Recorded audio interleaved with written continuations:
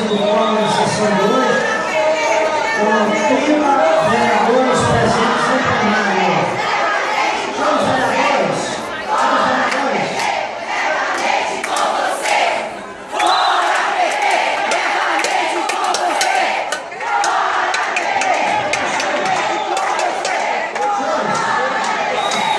Senhores professores, eu vou colocar nesse momento em apreciação a suspensão da sessão por 10 minutos.